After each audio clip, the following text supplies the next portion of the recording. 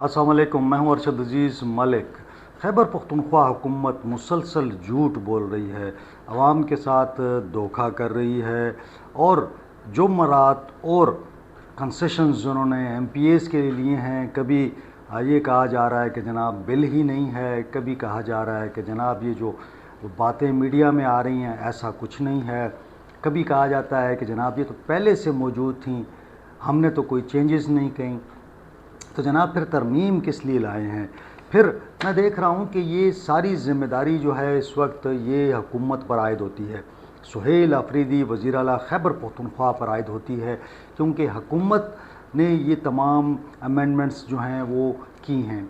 अगर हम स्पीकर पर डालते हैं तो स्पीकर ने ज़ाहिर है कि अपने इख्तियारात बढ़ाने के लिए उन्होंने कानून साजी करवाई है, लेकिन मैं ये समझता हूँ कि इसकी तमाम ज़िम्मेदारी तमाम की तमाम ज़िम्मेदारी जो है वो सुहेल अफरीदी साहब पर आयद होती है कि उन्होंने इमरान खान के बयानिए को एक जानिब फेंक दिया है।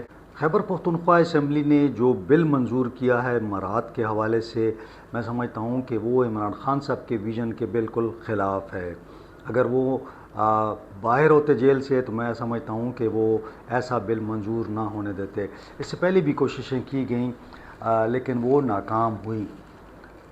मैं ये देख रहा हूँ कि जो लोग मिडिल क्लास आए थे तहरीक इंसाफ में, वो चाह रहे हैं कि वो अपर क्लास में चले जाएं।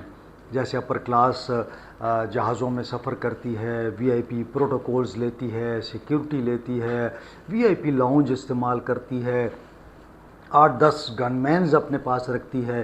तो यही कल्चर जो है दीगर सियासी जमातों का भी है, वही कल्चर जो है तहरीक इंसाफ ने अपनाना शुरू कर दिया है। यहाँ पे एक बात और भी बड़ी ज़रूरी है कि अगर किसी बिल में कोई इशू नहीं था तो उस बिल को छुपाने की ज़रूरत क्या थी? आपने 30 अप्रैल को बिल मंजूर करते हैं, मई जून गुज़र जाता है और 2 महीने बाद जो है ये बिल मंजर आम पर आता है। तो इसका मतलब ये है कि आप इसके पीछे कोई ना कोई आप छुपाना चाह रहे थे। ये जो फ्रॉड आप करना चाह रहे हैं, जो आवाम के पैसों पे आप रेस्ट हाउसेस में रहना चाह रहे हैं। और वाकई मैं सुन रहा था किसी को, तो वो कह रहा था जनाब आपने कहा है कि एमपीएस को 3 दिन के लिए रेस्ट हाउस में रहने की सहूलत मुफ्त हासिल होगी, तो 3 दिन तो बड़े कम हैं, 30 दिन कर देते फिर। और यहाँ कहते हैं कि जनाब ये हर महीने 3 दिन तो चलें, फिर भी चल जाता कि वो हर महीने किसी नए रेस्ट हाउस में, और फिर वो एक रेस्ट हाउस से दूसरे रेस्ट हाउस में जाएंगे तो 3-3 दिन हर रेस्ट हाउस में गुजार देंगे। बहरहाल ये बड़ा एक शर्मनाक है और मैं समझता हूँ कि आवाम के साथ ये एक खिलवाड़ है, आवाम के साथ ये, और इसमें अपोजिशन भी मिली है, अपोजिशन ने भी इसमें तरमीम दी हैं, वो भी अलग से है। अब बात करते हैं स्पीकर साहब की जानिब। स्पीकर साहब जो हैं वो अपने आप को इस तरह एक्ट कर रहे हैं जैसे कि वो पाकिस्तान के चीफ़ जस्टिस हैं या आर्मी चीफ़ हैं।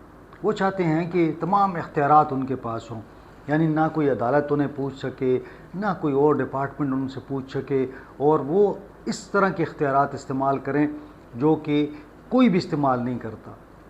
मिसाल के तौर पर कहते हैं कि जी एमपीए जो है वो उसकी गिरफ़्तारी से कबल उनको इत्ला होगी, चलें इत्ला हो गई, और भाई अगर गिरफ़्तार हो गया तो उस इत्ला ना हुई तो उसके ख़िलाफ़ कार्रवाई होगी। फिर सबसे जो एक नया मामला आया है वो बड़ा दिलचस्प है, यानी स्पीकर साहब ने ऐसी कानून साजी की है कि अगर वो किसी को चाहें तो प्रेस जो हमारी मीडिया के दोस्त कवरेज वगैरह करते हैं उन पर वो पाबंदी लगा सकते हैं कि उनको वो ऐवान से निकाल सकते हैं।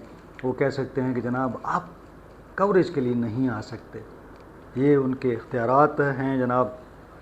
फिर असम्बली कार्रवाई की झूठी मसकशुदा रिपोर्ट शाया करने या इस किस्म की कोई ख़बर जानी करने पर जनाब आली 3 साल कैद, 3 लाख रुपए जुर्माना होगा।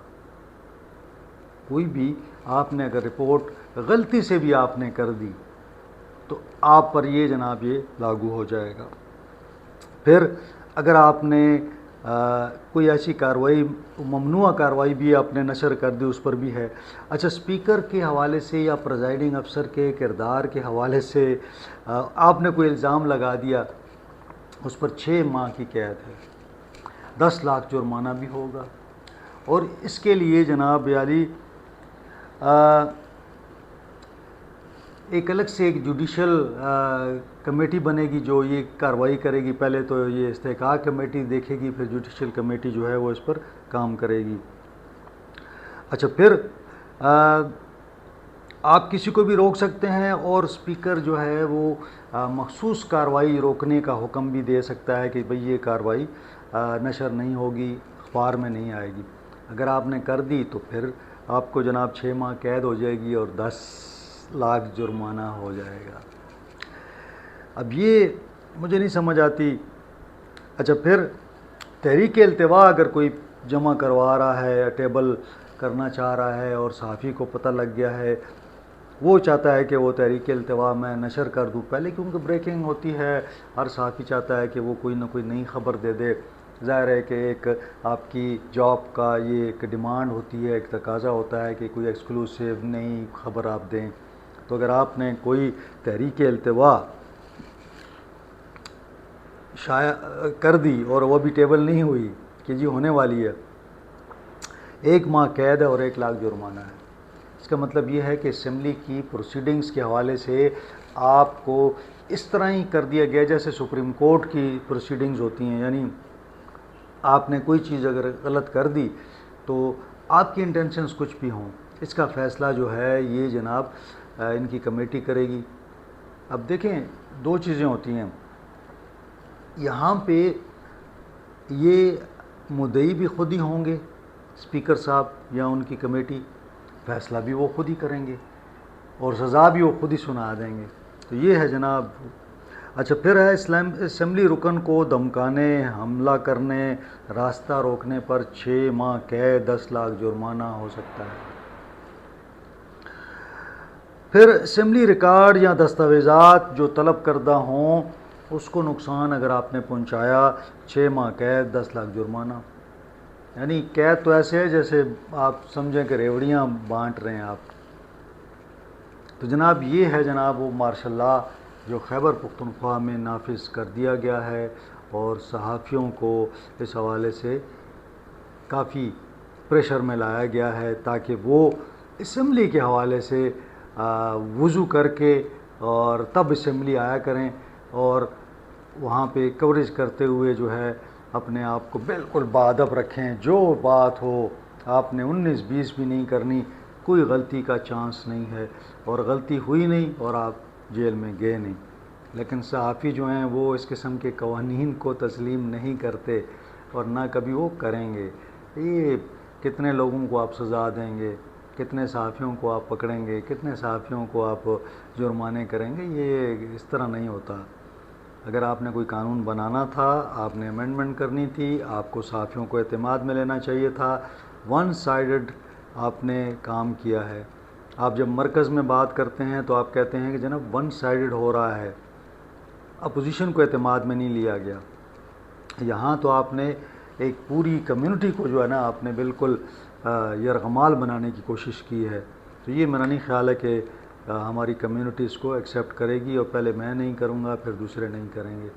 آج کے لیے اتنا ہی، انشاءاللہ اگلے ولاگ میں آپ سے ملاقات ہوگی۔ اپنا خیال رکھیں، اپنے اہل خانہ کا خیال رکھیں۔ مجھے اجازت دیں، اللہ حافظ۔